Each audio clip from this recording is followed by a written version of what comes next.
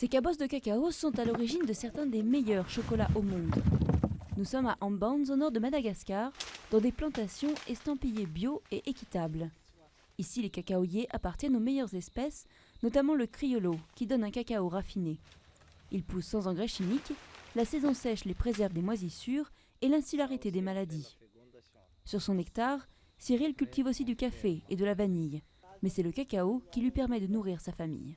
Cacao plus rentable plus que la vanille parce que le cacao ça pousse toute l'année. Mais la viande, si elle ne veut pas cacao, c'est difficile. Après la récolte, les petits planteurs extraient les fèves fraîches. Ils les vendent à de grandes compagnies via des coopératives locales qui s'occupent de la fermentation et du séchage des fèves. Cette semaine, Cyril a touché 70 centimes d'euros par kilo de fèves brutes, alors que le chocolat fin issu de ces fèves peut valoir jusqu'à 50 euros le kilo en Europe. Nous sommes toujours exploités par les Blancs. Oui. Et nous sommes conscients de notre sort aussi. Et en plus, normalement, le prix que tous les collecteurs qui prennent maintenant, ce n'est pas la vérité de prix. Le prix doit être triplé. C'est ça le vrai prix. La majorité des habitants de la région travaillent pour les petits propriétaires comme Cyril ou dans les grandes plantations. Le cacao fin les fait vivre, mais pas s'enrichir.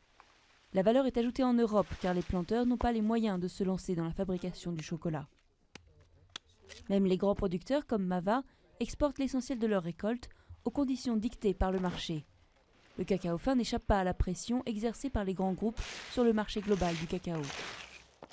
La grande partie du chocolat, il est produit avec un cacao, pas des cacaos fins. Et les sociétés qui commercialisent la plus grande partie de ce cacao-là, c'est des grandes sociétés, Lindt, Kraft, Suchard, Mars, pour faire de la barre chocolatée. Et ça, c'est des sociétés qui essayent souvent d'abaisser les prix du cacao, qui eux sont déterminés par la bourse.